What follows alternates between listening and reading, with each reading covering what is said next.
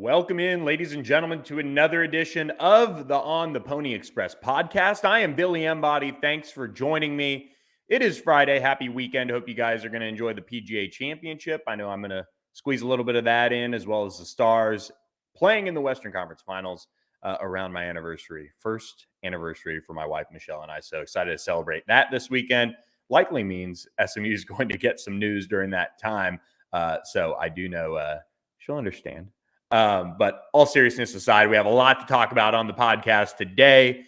We're going to lead off with Pac-12 talk and also just conference realignment in general, because since we last spoke, the ACC is looking like a league that is very much not unified. We talked about the Pac-12 being pretty unified in their approach to the media rights deal and what's next for the league.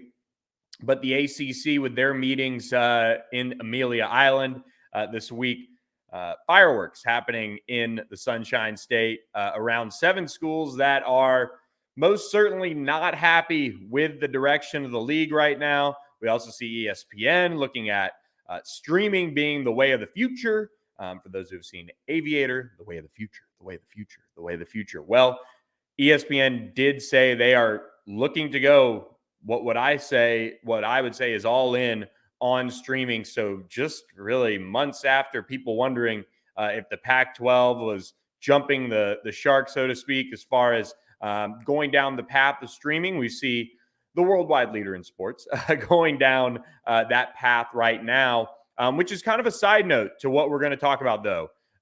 The ACC has 7 schools that are most certainly not happy with where things stand right now with the league. And how can you blame them? They're locked up in a grant of rights agreement through 2036, even late 2020, even the late 2020s would be somewhat tough for them. But 2036, that grant of rights expires.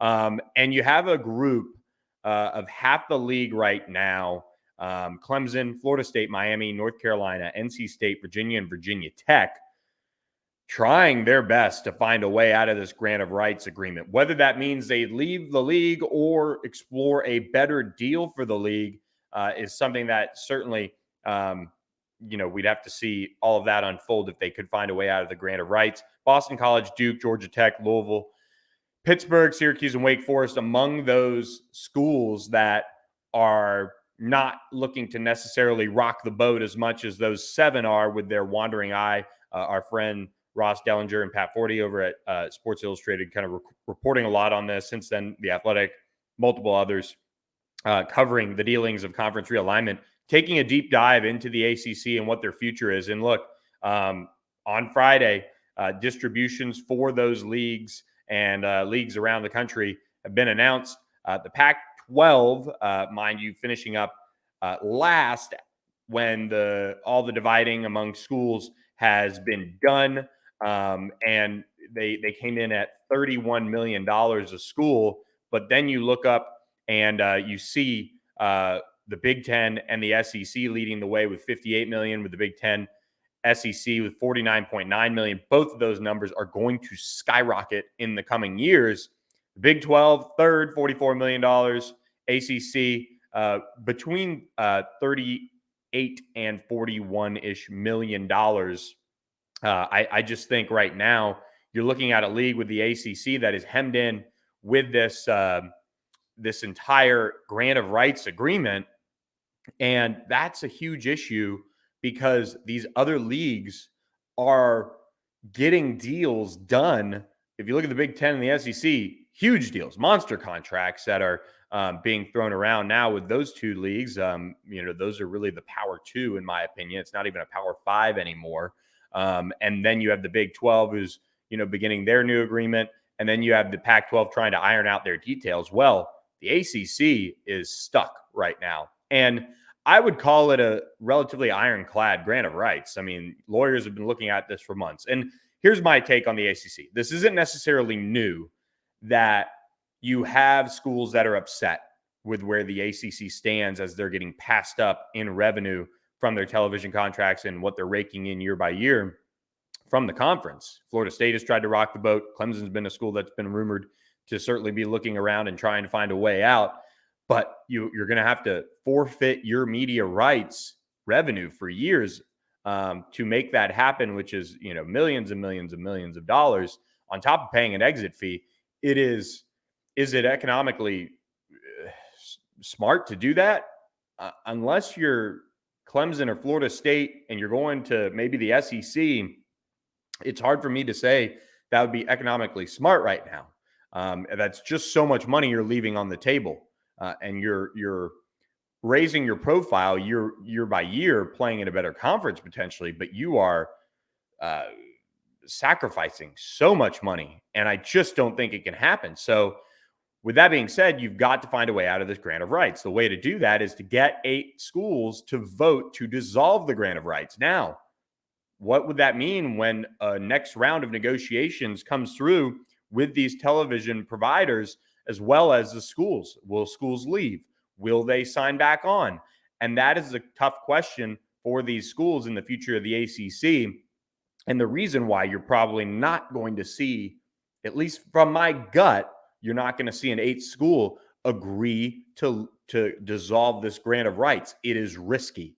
And there's so much unknown. We're seeing that with the Pac-12. Pac-12 is going down kind of a completely different path as far as what their looks like they're going to do as far as a media rights deal when it comes to streaming, when it comes to the providers that are in the mix there.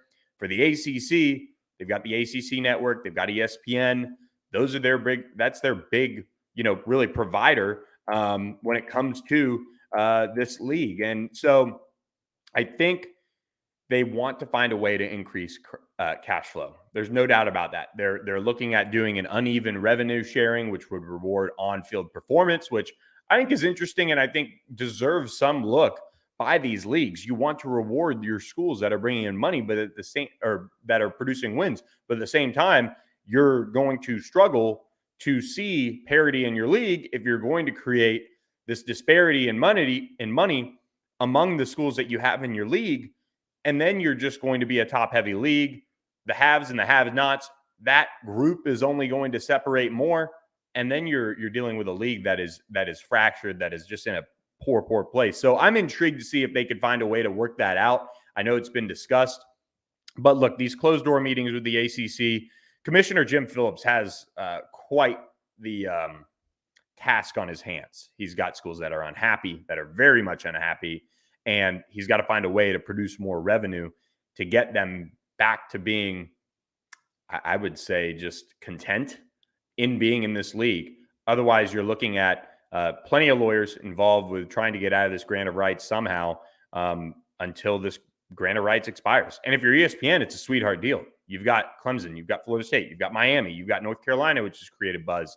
You've got plenty of schools that bring in revenue, both in football. I know college basketball doesn't move the needle, but you have some of the iconic names in college basketball in your league in the ACC for which you're providing the television rights for.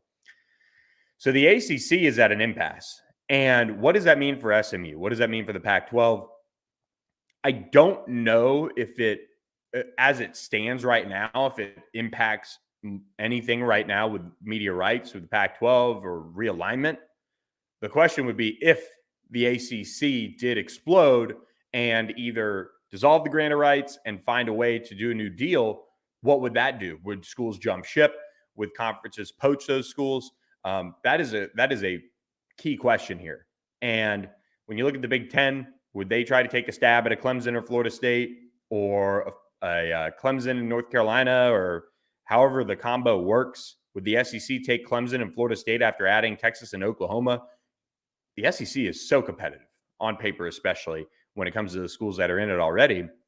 Would the league agree that, hey, you know what? Let's bring in Florida State and Clemson. I mean, their scheduling debate in the SEC is pretty vicious already as it is. Imagine adding 2 more schools. You're just looking at a very, very interesting exercise on that one to see how it would work overall. If the grant of rights was dissolved, look, I've told you guys this before on the podcast. I'll say it again. SMU remains in talks with the Big 12, Pac-12, and the ACC. There's an open line of communication between SMU and the schools, or I should say, well, schools, but also the leagues when it comes to their position. I don't necessarily think that right now if a grant of rights was dissolved, that expansion would be on their mind. I think trying to pull in more revenue and agreeing to a new television deal would be number one, first and foremost. But would that mean they need to add, let's say, another time zone? When you look at the ACC and just kind of glancing at it, I don't think it goes into the central time zone. I could be wrong on that. I don't think so though. Would going into the central time zone be something that they would want to do? Would that be fruitful enough for them to make a run at an SMU or make a run at another school to try and make that happen? I think that's too early to say that would be their play. I still think they want to find a way to get more revenue. And I don't know if expansion is the way that they really want to do that. They have 14 schools, they have iconic names. They're just in a position where they thought they were getting this sweetheart deal for them to lock it in for so long. But in reality, you saw the Big Ten and the SEC flex their muscles with what they're putting together in their new deals and have put together in their new deals. And now you're looking at a league that sees a huge disparity between what the top schools in that power two, so to speak, are getting versus what they're getting. And a large part of this is centered around being able to compete year in, year out for national championships. When you have schools that are getting more and more money, like in the Big Ten and the SEC, how does your conference address that? How are they able to spend to spend on that level on facilities, to spend on that level on coaching staffs and support staff and all the things that make the schools that compete for national championships year in, year out, the schools that do that? Clemson has been really the only one that has been able to show that at a high level, and even they fell off last year. So it is going to be very interesting to see what happens with the ACC. As far as the Pac-12 goes, I think you got to look at that news that ESPN is pursuing heavily the streaming route as being a huge positive for negotiations with their media rights deal. We've seen some of their leadership talk this week as well. Washington State's president saying that he could see a deal happening in the next month or so. Again, here we go again, setting timelines. But we've also seen others point towards more of a back half of summer invitation, which, you know, when you look at the July 1st deadline for San Diego State to announce that they're leaving their conference and their exit fee, that would make it go double, triple. I've seen double and triple thrown around. And if that's the case, it doesn't impact the decision for either SMU or San Diego State. Regardless of, both schools would have to pay more. This is an investment. You're investing in this future and getting to the Power 5 level. There's no question that paying more would be the smart move. You get to the Power 5, you get to that club.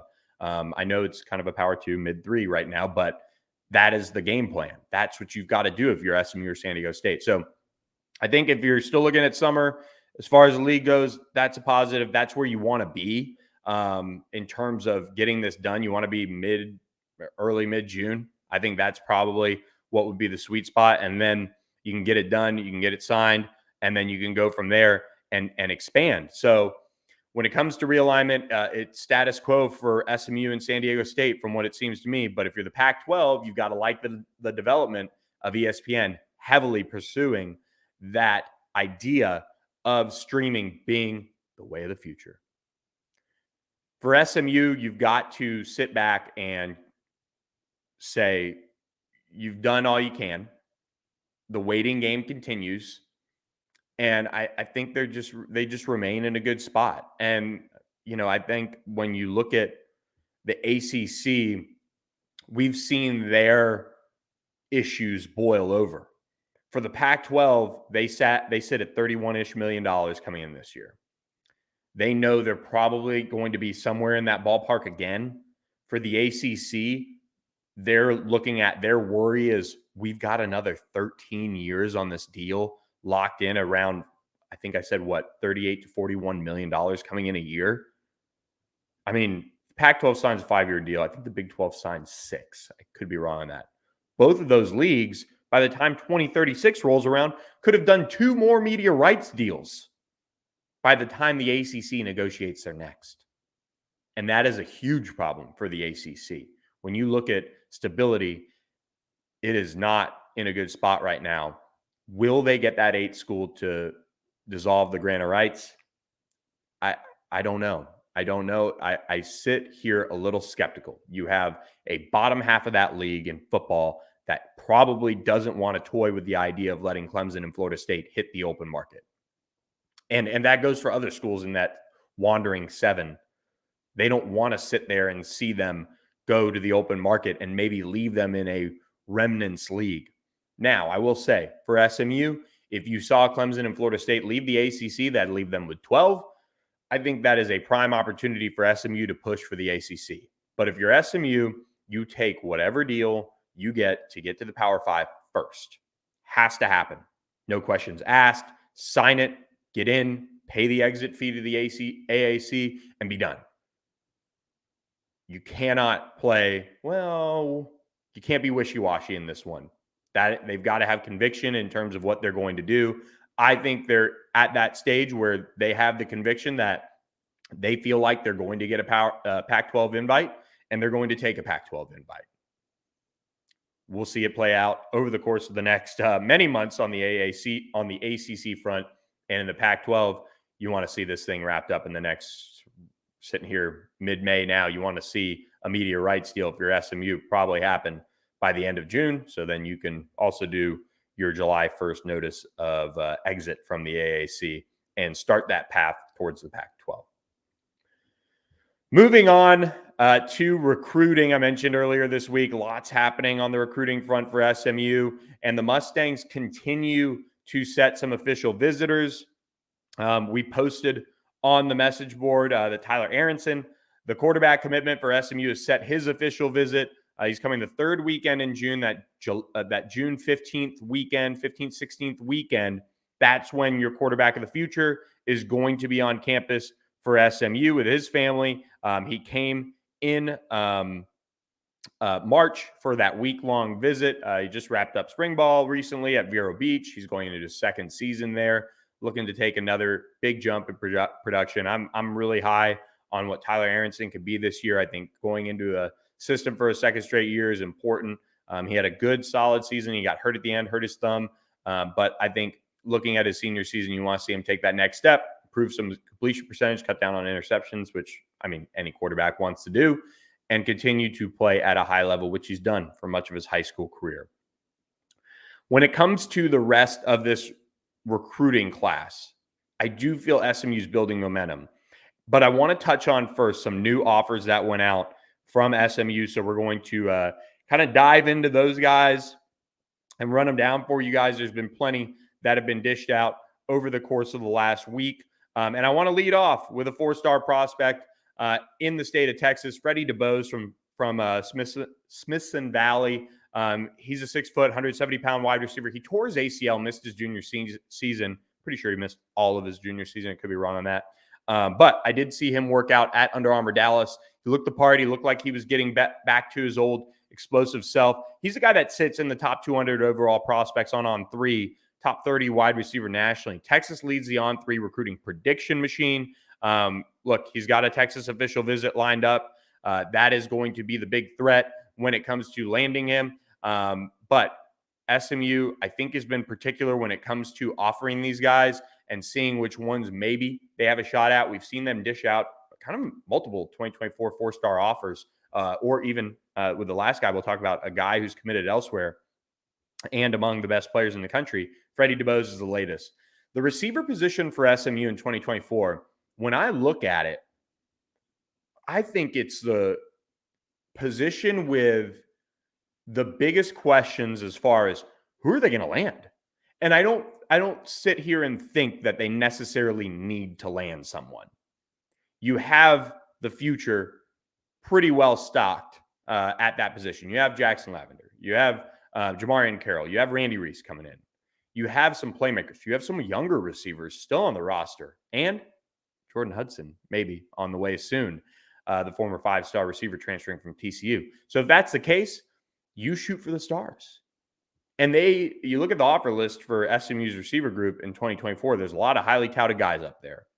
they've got Micah Hudson offered. They've got this guy offered, that guy offered, that are all elite prospects and kind of no-brainers. They also have some guys that are local, a little bit, under the radar as far as the offer list goes. But that is a position that I'm going to try to dive down a little deeper for our On the Pony Express subscribers and see what's kind of the plan there, because that is a group that SMU is pulled, kind of tracking, right? SMU has pulled a really productive quality receiver in just about every recruiting class. Even Dylan Goffney, who just transferred, he was really productive at Cypress Bridgeland. Obviously, they got Jamarian Carroll, a guy we love at On3. We ranked him a 4-star coming out of Wichita Falls area at Hershey. This is a receiver position that SMU has always recruited well. And I feel like when you look at it long term, you want to continue to try and build it pipeline wise from the high school ranks. SMU has produced plenty of NFL wide receivers. This is a position that they should be recruiting very, very well when it comes to the high school ranks. And I think that Jackson Lavender has been a terrific surprise, not necessarily a surprise, but smaller stature, slot guy, but he was terrific in the spring. He's got the 100-meter time to back up his speed. He made plenty of plays. Randy Reese coming off that ACL. He's probably going to be a redshirt guy. And then you have Jamarian Carroll, who's just seems like a physical specimen. He seems like he's got next. So Freddie DeBose earns an offer to kick off this week. He's somebody that is going to be really interesting to see if SMU can get an official visit and get in the mix there. We move on to the offensive line position. And yeah, that's right. If you're watching on our YouTube channel as the profile pops up, 6'8", 255-pound Hayden Gunter. We'll have his full reaction to the offer maybe Saturday morning, maybe Friday night. Just a matter of when I get done with some other things that I've got to do. Wink, wink for our subscribers. But he has plenty of offers right now. He's got 4 official visits lined up this summer: Stanford, Vanderbilt, TCU, and Duke, in that order, every weekend in June. SMU is going to try to push for an official visit now. I will say, talking with Hayden Gunter, he's pretty high on the offer early on. You love his frame, 6'8", 255. We've got him as a high 3-star right now, a top 40 offensive tackle nationally, top 100 prospect in Texas. He's somebody that if you're SMU, is right up the road in Denton. A little late offering him here in 2024 with his official visits lined up, but Garen Justice was at a spring game, offered him after watching him. So they've done their homework on him from an evaluation standpoint, and they're going to try to turn up the heat now and see if they can't get an official visit out of him.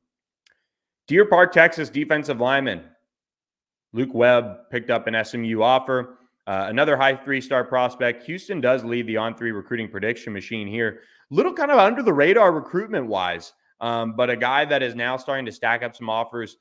Calvin Thibodeau was down there to see him and extended the offer. He's got the size that you definitely want to see on the defensive line.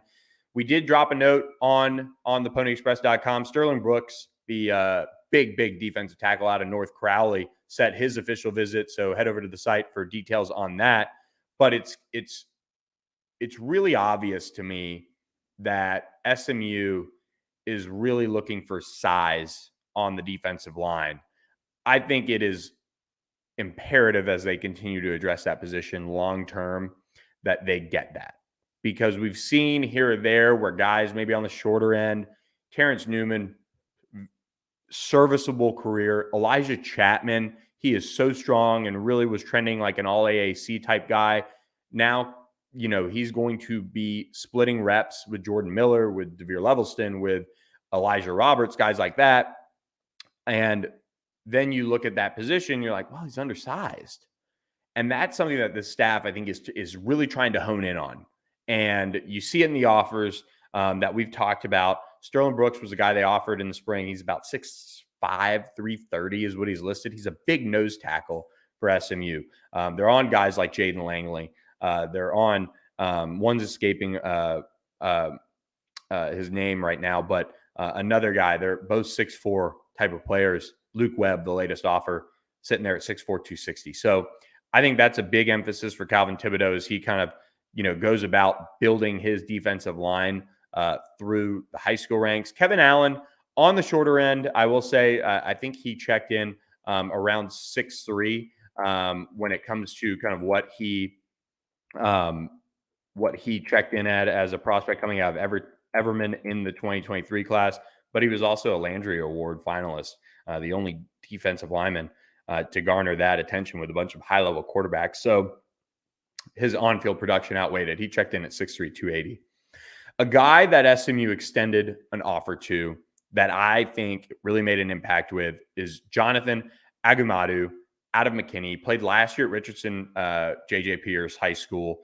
He's kind of a tweener between defensive end and linebacker, about 6'2", 220. I saw him at SMU spring practice when he came through on an unofficial visit. I think he was there like back-to-back days or twice in 1 week.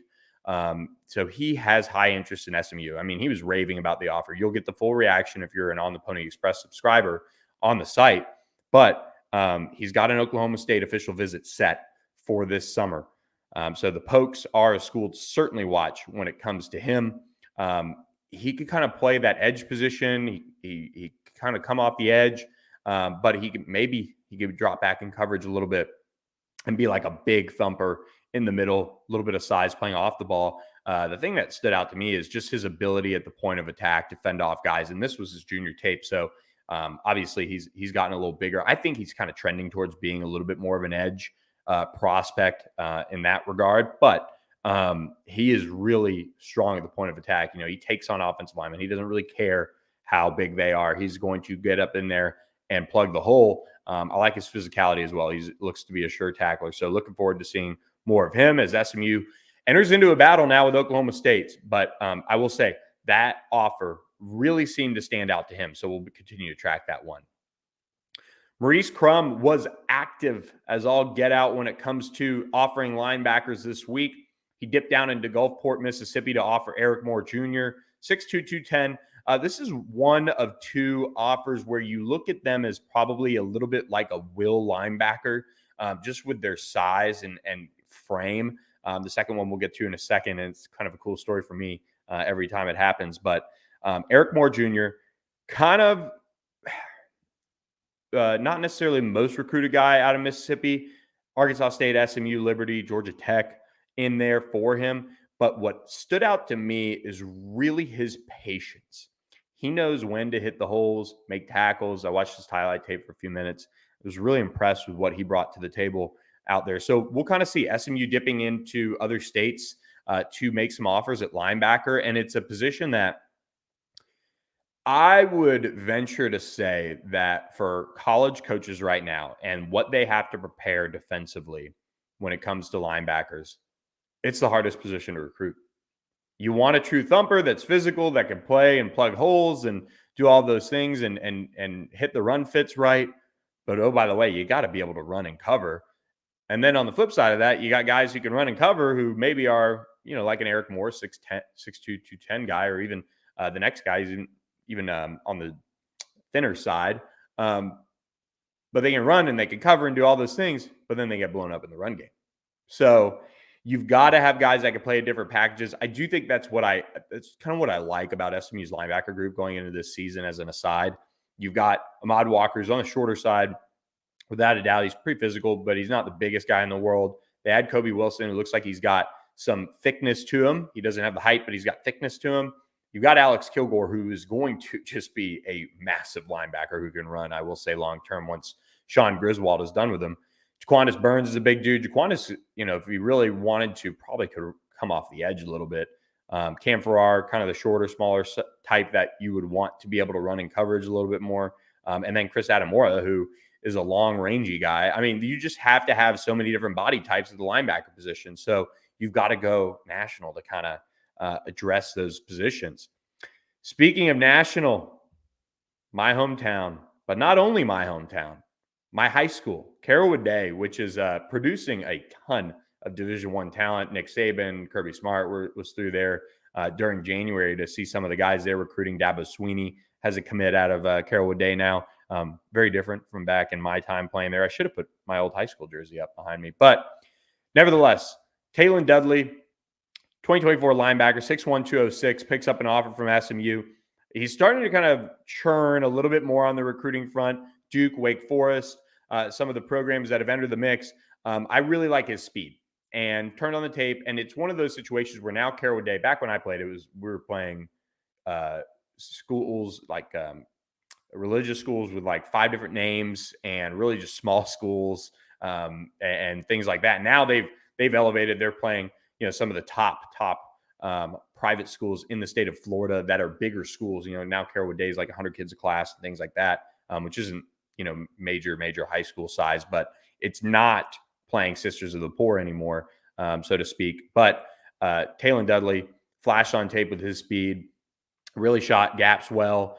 So I like this offer. SMU, I will say one of the things when it comes to how they're recruiting right now, I don't necessarily love leaving the state of Texas, but I think if they're going to leave the state of Texas, I maintain that you can recruit Oklahoma, you can recruit Louisiana, you can recruit Arkansas a little bit. Rhett Lashley has ties there. Some of the guys do too.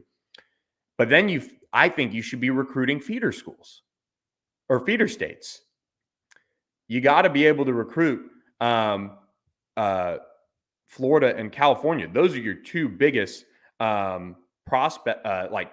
feeder states for the school itself. So if that's the case, then you should be leveraging that to bring in high school talent. For example, Carroll Day now, I was the first full graduating class, so freshman to senior.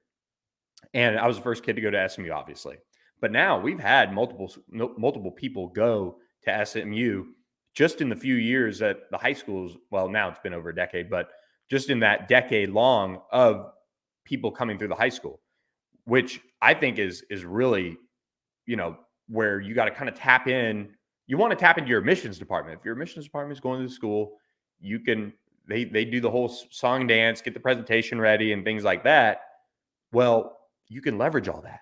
When SMU is spending money and saying, all right, we're going to go out and we're going out to Mater Dei in California and we're going out to Centennial or whatever schools. And, they go to the Bulls School in Jacksonville in Florida and St. Thomas Aquinas in Fort Lauderdale and some of these other, quite frankly, high profile high schools that do have athletic talent too. Leverage that. It's a hard thing to do. It's not the easiest thing. There's NCAA rules, there's whatever, and I'm not sure on them, but that's where if you're going to recruit Florida and you're going to recruit California, do it where you have help. So like this offer a lot. I am biased, but I was really pleasantly surprised when I turned on the tape and just saw his speed overall. Finally, last new offer of the week, SMU offered Altair, Texas, Rice Consolidated safety and Nebraska commit Roger Gradney. He's a 4-star prospect on the On3 industry ranking, a top 25 safety. He's just inside the On 300. As you can see, 24/7 has him knocking on the door of being a top 10 safety. He committed to the Cornhuskers back in February. I think he's a guy that 6'1", 190. Texas A&M and Houston were showing heavy interest, but Nebraska went ahead and made the offer to him, and he committed back in February. And look, Matt Rule spent time in the state of Texas, spent a lot of time, obviously, getting to know these coaches, and he jumped on this prospect that is one of those guys that, sitting there as a 3A school, maybe flew under the radar a little bit. A lot of colleges from out of state, especially, they're going 4A, 5A, 6A, all of that. But this is a school with 35 players on varsity. That's kind of how it was when I was in high school. But you've got a guy who can really do it all. And I think that's where they used him in the return game. They used him in the secondary, obviously. They played him at wide receiver. They bring him off the edge. He played outside linebacker. I mean, this is a guy that plays all over the place. And I think that goes back to kind of a larger piece of defensive recruiting these days. You have to have all these different body types for packages, sub packages, all those things when you match up. So I like this offer a lot. Scott Simons went down there and offered him and made the move. And look, SMU is going to not give up here. This is a guy that now you can circle as a new name to watch for SMU and go from there. Lastly, a local prospect that as we're on the podcast right now, just informed me he is locked in an SMU official visit, and that is 4-star Duncanville defensive back Kadavian Dotson-Walker. LSU, Texas, SMU, and Oklahoma State are the schools that are really battling it out for him. And this is a player that uh, I think, look, we talked about Zeno Umeozulu out of Allen being kind of a dark horse guy for SMU. I kind of think Kadavian Dotson-Walker is trending in that direction too. I'm interested to see how LSU plays this one. They're trending for another 4-star safety right now. They could turn up the heat. They were in Duncanville seeing him. Texas has long been in the mix for him, but now he's going to take right now Oklahoma State and SMU official visits in June. And you can circle him and say, look, Oklahoma State is kind of a thorn in SMU's side in a way. Like if you're looking at the schools SMU's recruiting at, I think this cycle, for the most part, I'd probably say Oklahoma State, Baylor, Texas Tech, which is definitely a thorn in SMU's side, TCU here and there on some prospects, including Kadavian Dotson-Walker. But SMU has done a really nice job recruiting Kadavian Dotson-Walker. And I just feel like when you look at Duncanville and how SMU is handling that relationship, I think they're doing a really nice job. And that is not lost on Kadavian. He's a guy that has been on SMU's campus multiple times over the course of the last couple years. He's probably, I would almost venture to say, he's visited SMU as many times as any other school, or more times than any other school over the course of his recruitment. And I think that's a good thing. Obviously, it shows genuine interest. When you're recruiting a guy at this level, like a Kadavian Dotson-Walker, you've got to be able to sit there and kind of sift through things. Is he being genuine? Will he lock in an official visit with us? Will he not? Why? And now for him to lock in an official visit, I think you've got to circle him as certainly a dark horse player for SMU to land in this 2024 recruiting class. So, look, there's plenty of official visitors that are locked in. First weekend in June, SMU is going to have their mega camp, so it doesn't look like they're hosting guys. But that third weekend in June, that June 16th official visit weekend, is really shaping up to be what could be a make or break type weekend for SMU in this 2024 class. So I think they're starting to gain a little bit of momentum. They've got some key targets lined up. They've made some new offers that they feel like they can maybe make some headway with. They're sitting in a good spot for the 2024 recruiting class. So I'm intrigued to see how it goes down this summer. We will be with you every step of the way at ontheponyexpress.com. Just $30 for 6 months. If you're a listener to the YouTube channel, just throw $30 at On the Pony Express for this summer. Last year, plenty of commitments rolled in June. I think this year, the way they're kind of lining it up, it looks like it might be late June, early July. That's when a lot of prospects around the country are making their decisions and announcing them. I think SMU is on that track. I think they're going to start reeling in some commitments over the course of that period of time. They are building momentum. I think the Pac-12 buzz is certainly there. All these kids are getting to see the $100 million end zone facility that continues to go up. Just impressive to see how much they've done in such little time. And if that's the case, you just keep swinging away at these high profile prospects like they've done through the years. And then you trust your evals and you go from there. I think SMU is starting to trend a little bit more than we think for some prospects out there. So we're going to do a deep dive on the recruiting class next week, kind of go position by position to give you guys the latest on some of the top prospects, also maybe who SMU is trending for. So to get that true insider knowledge to brag about to all your friends, subscribe to ontheponyexpress.com, just $30 for 6 months. So hope you guys enjoy this weekend.